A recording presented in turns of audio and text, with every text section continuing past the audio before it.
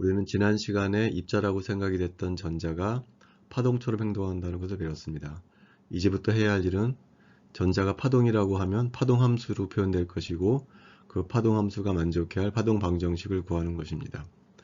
파동은 일반적으로 어떤 물리량이 공간적으로 그리고 시간적으로 전파해 나가기 때문에 이런 형태로 우리가 파동함수를 쓸 수가 있습니다.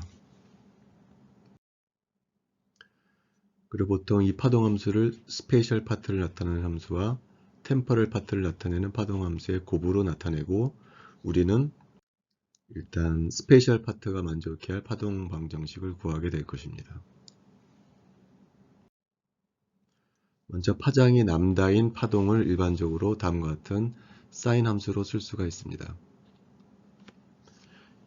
이를 x에 대해서 한번 미분해주면 람다분의 2파이가 한번 나가고 사인은 코사인으로 바뀌면서 마이너스가 하나가 나오게 됩니다. 이 함수를 다시 한번 미분해 보겠습니다. 그러면 람다분의 2파이가 한 번 더 나오고 코사인은 다시 사인으로 바뀌게 됩니다. 근데 두 번 미분한 값에서 보면은 a 곱하기 사인 람다분의 2파이x가 나오는데 그것은 원래 함수랑 같게 됩니다. 그래서 이 함수를 다음같이 써줄 수가 있습니다.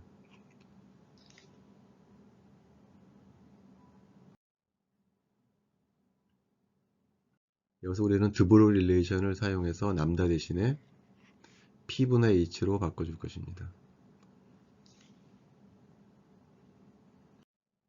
그래서 p를 다시 올려주게 되면 우리가 얻는 식은 이것이 될 것입니다.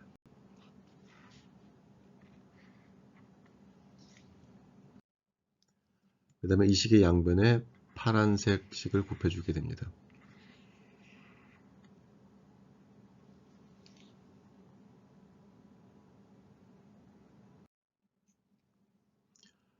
그렇게 되면은 여기 2파이분의 h와 여기 2파이분의 h가 상쇄되면서 남는 것은 2m분의 p제곱이 나옵니다.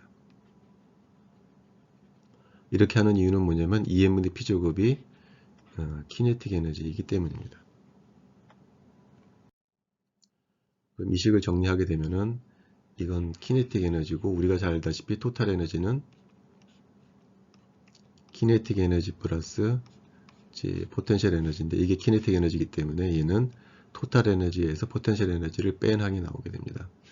그래서 이 앞부분하고 뒷부분이 우리가 원하는 슈레딩거 방정식입니다. 그래서 최종적으로 나온 식에서 v 곱하기 푸사이 x를 왼쪽으로 이동하게 됩니다. 그래서 이것이 우리가 얻게 되는 최종적인 슈레딩거 방정식이 됩니다. 앞으로 이제 우리는 이 식을 주로 풀게 될 것입니다. 그래서 이 함수의 이 파동 방정식은 언제나 사용되는 일반적인 파동 방정식인데요. 이렇게 해서 예를 들어서 파동 방정식의 함수를 구했다고 했을 때 도대체 이 푸사이 x의 의미가 무엇이냐에 대한 질문을 할 수가 있습니다. 무슨 얘기냐면은 우리가 앞서서 양자역학이 나오기 전에도 파동이라는 것이 존재했고 그 파동이 만족해야 할 파동 방정식을 우리가 구했다고 했습니다.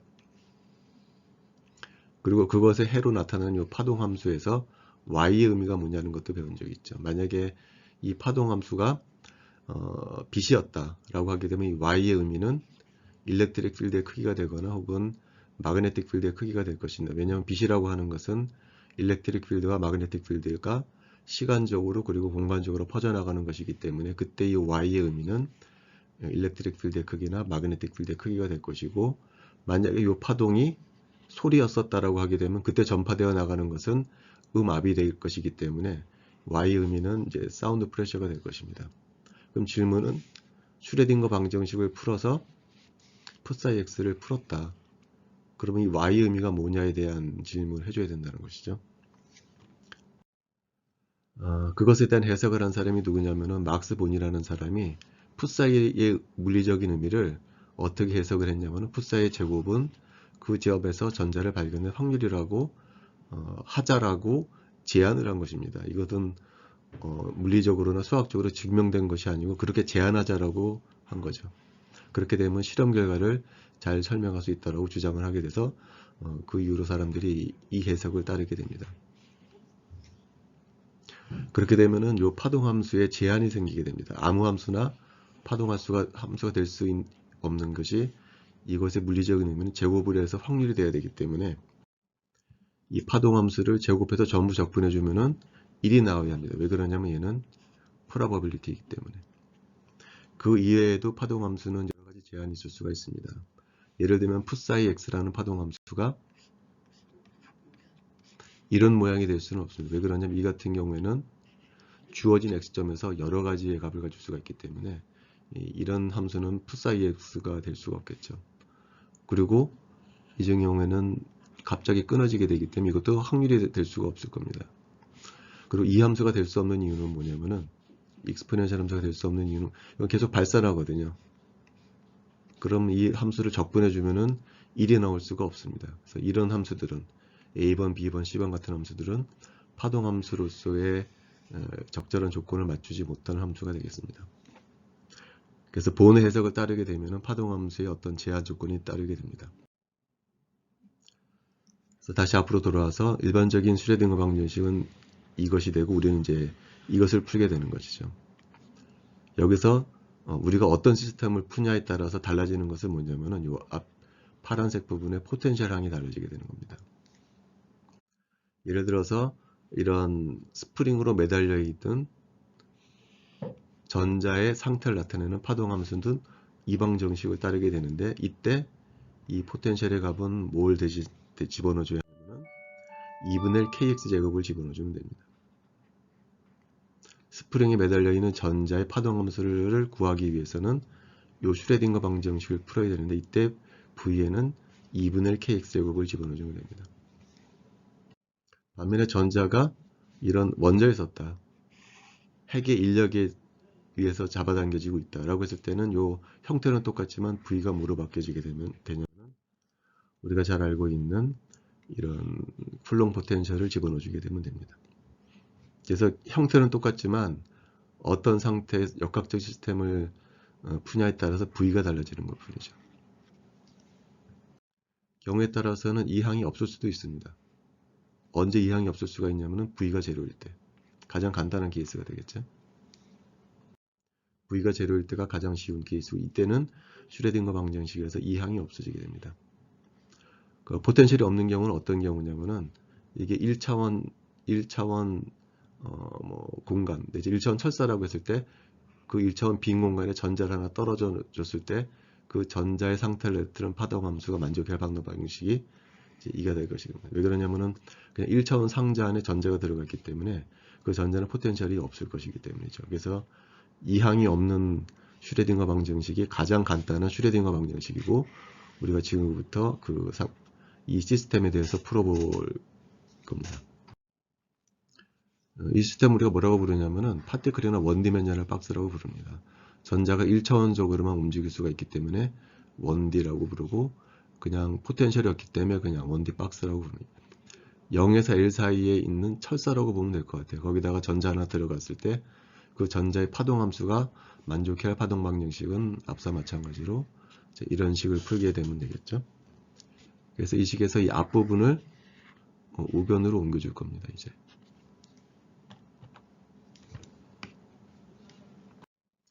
식이 이렇게 되겠죠. 그래서 이 식에서 이 복잡한 부분은 이제 k 제곱으로 이제 치환해 주게 될 겁니다. 그러니까 치환해 주기 전에 요 미분 방정식을 풀기 위해서는 요 방정식만 있어서는 풀리지가 않습니다. 바운더리 컨디션이라는 게 필요합니다. 바운더리 컨디션은 어떻게 잡아줄 거냐면은 x가 0일 때, 다시 말하면 요 점에서의 파동 함수는 0일 것이다. 그 다음에 x가 l일 때 오른쪽 끝점에서도 파동 함수가 0일 것이다 라는 바운더리 컨디션을 집어넣어줘야 이 미분 방정식이 풀리게 됩니다. 이거는 물리학에서 정상파 구할 때도 마찬가지로 양 끝점에서는 0으로 잡는 거랑 똑같습니다. 그 다음에 조건이 하나가 더 필요합니다. 아까도 얘기했지만 이 파동 함수의 제곱은 의미하는 바가 뭐냐면은 확률이기 때문에 0에서 L 사이에 대해서 이 파동 함수의 제곱을 적분해 주면 확률이기 때문에 1이 나와야 합니다. 그래서 요 세 가지 조건이 있어야만 이 미분 방정식을 수학적으로 풀 수가 있습니다. 그래서 앞서도 얘기했지만 이제 이 방정식을 풀어야 되는데 이 앞부분을 이제 k제곱으로 이제 치환하게 되면 우리가 이제 간단하게 이 식이 되겠죠. 근데 이 식은 우리가 미방을 배우지 않더라도 풀 수가 있는 게 이 식의 의미는 뭐냐면은 두 번 미분했을 때 자기 자신이 나오는 함수라는 거죠. 그리고 앞에 k제곱, 마이너스 k제곱이 따라 나오는 함수인데 우리가 흔히 잘 알고 있는 코사인 kx가 될 겁니다. 코사인 kx를 두 번 미분해주면 다시 코사인 kx가 나오고 앞에 마이너스 k제곱이 나오죠. 다시 말하면 코사인 kx는 이 미분 방정식의 해가 될 것입니다. 근데 코사인 kx만 그런 이 미방을 만족하는 함수가 아니고 사인 kx도 마찬가지로 요 미방을 만족시키는 함수가 됩니다. 그럼 요 푸사이 x는 사인 x와 코사인 kx의 선형 결합으로 표현되는 모든 함수들이 이런 형태로 표현되는 모든 함수들이 요 미분 방정식의 해가 된다고 수학에서 알려져 있습니다. 그럼 이제 우리가 알아야 될 것은 뭐냐면 요 방정식에서 a를 구해야 되고 b를 구해야 되고 이제 k를 구해야 되겠죠. 세 개를 구해야 되는 거죠.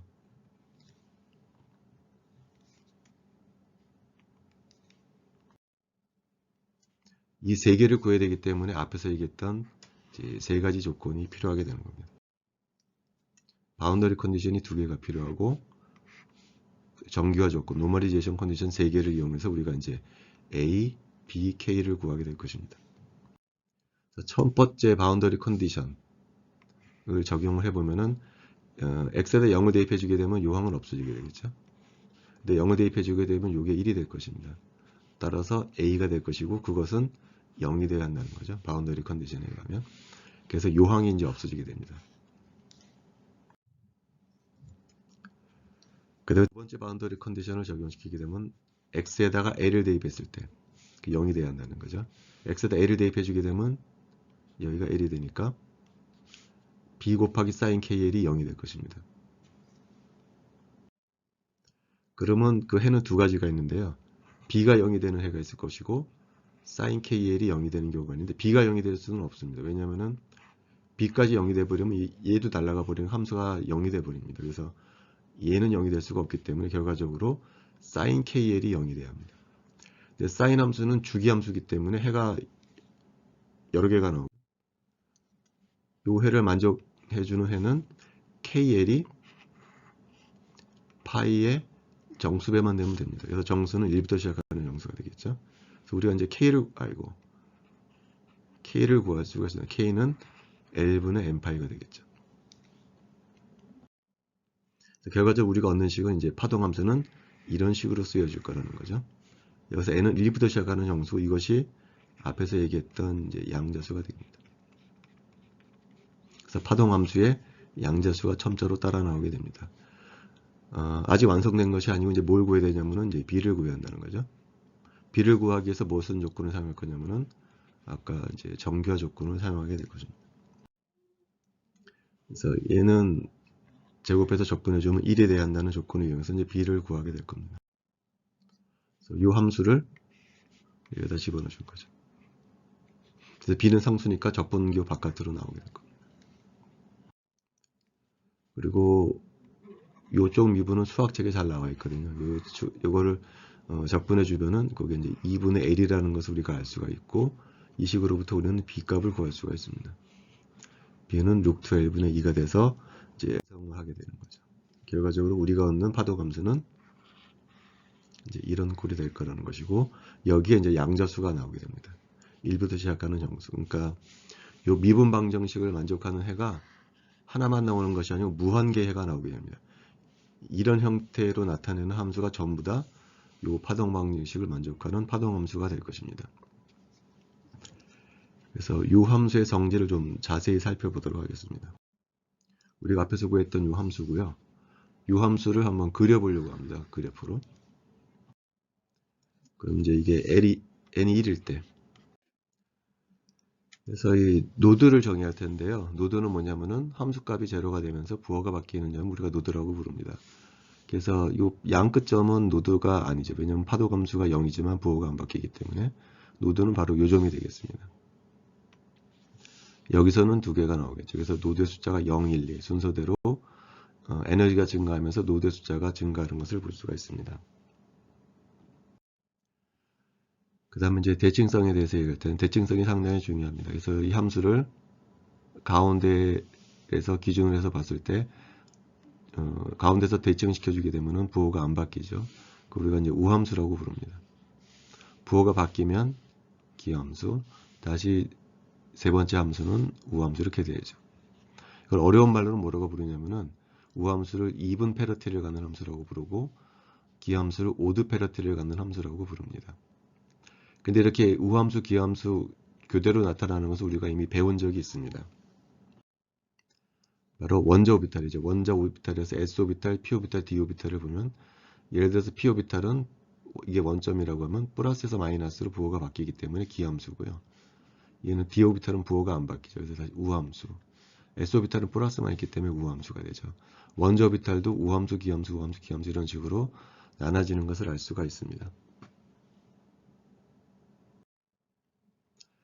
그 다음에 우리가 살펴봐야 될 것은 뭐냐면은 우리가 물질파는 파동이기 때문에 파동 방정식이 있을 거라는 거죠. 근데 그 파동 방정식을 기존에 알고 있던 클래시컬 웨이브 이퀘이션을 쓰지 않고 슈레딩거 방정식을 써야 하는 이유가 뭐냐면은 파동 방정식을 풀어서 나온 파동 함수가 언제나 드브로 릴레이션을 만족시켜야 하기 때문이라고 얘기를 했습니다. 근데 클래시컬 웨이브 이퀘이션을 풀어서 나온 파동 함수는 반드시 이 드브로 릴레이션을 만족하려는 보장이 없기 때문에 우리는 슈레딩거 방정식을 풀어야 한다고 얘기를 했죠. 그래서 우리가 실제로 풀었던 슈레딩거 방정식을 이용을 해서 그 슈레딩거 방정식을 풀어서 나온 해가 드브로 릴레이션을 만족하는지를 살펴보도록 하겠습니다. 그래서 드브로 릴레이션이라고 하는 것은 뭐냐면은 아인슈타인에 의하면 E는 hnu가 되고 이게 포텐셜이 없는 자유입자라고 하게 되면 에너지가 Em분의 P제곱이고 P제곱은 드브로 릴레이션에 하면 람다분의 h가 되기 때문에 우리가 요식을 얻게 될 수 있다는 거죠. 요식에서 파동함수의 주파수하고 파장이 반드시 이런 관계식을 만족해야 된다는 것이 이제 드브로 릴레이션입니다. 그래서 이 관계가 만족되는지를 볼 거라는 거죠. 방법은 뭐냐면은 이 함수식으로부터 파장을 계산할 거예요. 그 다음에 에너지식으로부터 주파수를 계산해서 각각 대입할 거라는 거죠.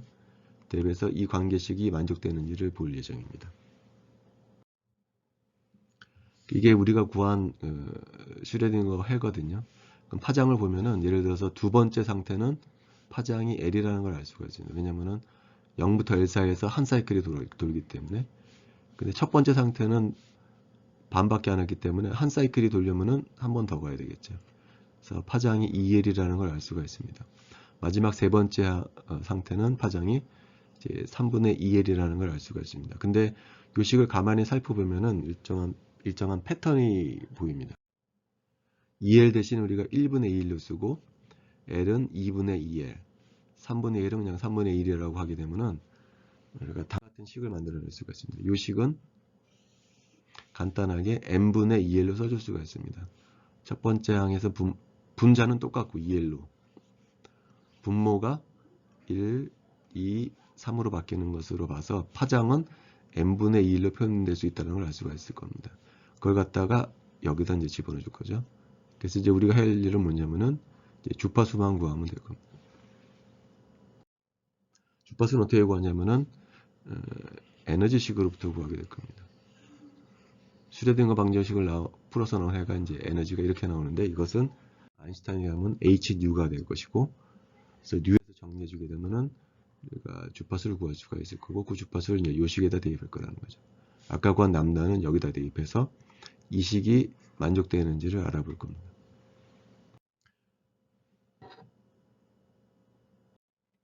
그래서 뉴 대신에 얘를 집어넣어 주고요. 람다 대신에 n분의 2를 집어넣어 주면 이 분모가 어떻게 되냐면은 8ml 제곱이 될 거라는 거죠.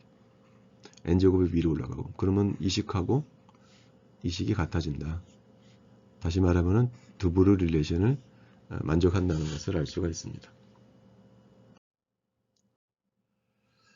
자, 그 다음에 이제 좀 책에 나와 있지는 않지만 상당히 중요한 내용인데요. 우리가 이 슈레딩거 방정식이 있고 슈레딩거 방정식을 풀면 이 해가 하나만 나오는 게 아니고 무한히 많은 해가 나오거든요. 일반적으로는. 근데 이 함수의 집합이 굉장히 독특한 수학적 성질을 갖고 있습니다.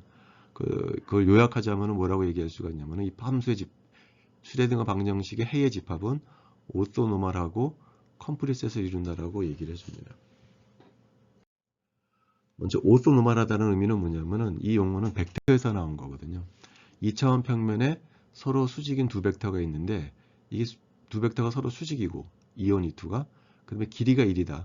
얘도 길이가 1이고 얘가 길이가 1이다라고 했을 때 우리는 그 두 벡터를 오토노멀하다라고 보통 부릅니다.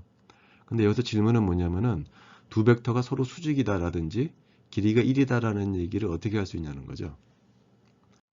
그거는 이 벡터에는 내적이 정의되어 있기 때문에 그런 얘기를 해줄 수가 있는 겁니다. 두 함수가 서로 수직이다라는 것은 내적시켜줄 때 0이 되면 우리가 수직이라고 부르고요.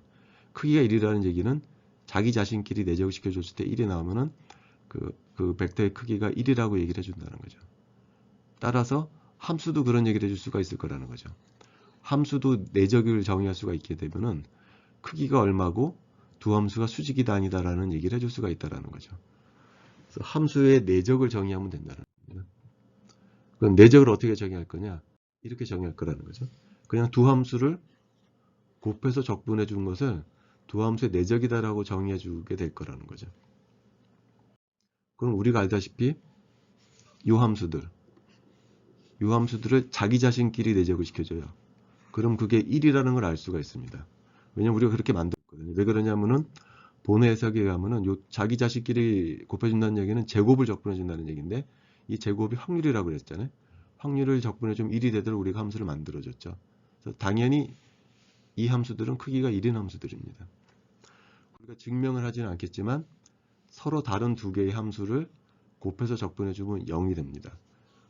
해보진 않겠지만 예를 들어서 뭐 첫 번째 함수하고 뭐 n번째 함수를 곱해서 내적해 주잖아요. 그러면 0이 되는 걸 우리가 볼 수가 있습니다. 그래서 슈레딩거 방정식을 풀어서 나온 요 해들의 집합은 오소노멀한 셋을 이룬다는 것을 우리가 수학적으로 볼 수 있다는 거죠. 두 번째 성질은 컴플리트 셋을 이룬다는 건데요. 그것도 벡터에서 나온 얘기입니다. 2차원 평면에 2원이라는 벡터가 있고 2,2라는 벡터가 있을 때 2차원 평면에 F라고 하는 이무의 벡터가 있다라고 했을 때 이 이무의 벡터는 반드시 2원 벡터와 2원 벡터의 선형계합으로 반드시 표현해 줄 수가 있을 겁니다. 그때 2원 벡터하고 2투 벡터를 컴플리트 셋을 이룬다라고 얘기를 합니다. 똑같은 얘기를 해줄 수 있다는 거죠. 함수에 대해서. 자, 0과 L 사이에 파란색으로 표현되는 fx라고 하는 임의 함수가 있을 때 그 임의 함수 fx는 반드시 이런 형태로 써줄 수 있다는 거죠. 풋사이1, 풋사이2, 풋사이3 이런 함수들의 선형결합으로 반드시 표현될 수가 있을 때 이 함수들을 우리가 뭐라고 부르냐면 컴플리트 셋을 이룬다고 부릅니다. 이 함수는 근데 아무 함수나 되는 것이 아니고 반드시 슈레딩거 방정식을 풀어서 나온 해들이라는 거죠. 슈레딩거 방정식을 풀어서 나온 이 함수의 집합은 어떤 임의 함수 fx가 있을 때 반드시 그것들의 선형결합으로 fx를 표현해 줄 수 있다는 거죠. 그럴 때 우리는 그 함수를 컴플리트 셋을 이룬다라고 얘기를 하고 이건 수학적으로 가능하다는 거죠. 그래서 이 슈레딩거 방정식의 해는 오소노멀하고 컴플리트 셋을 이룬다라고 하는 매우 독특한 유용한 성질을 갖고 있다는 것을 우리가 나중에 분자 오비탈을 배울 때 다시 한번 사용하게 될 것입니다. 오늘 수업은 여기서 마치도록 하겠습니다.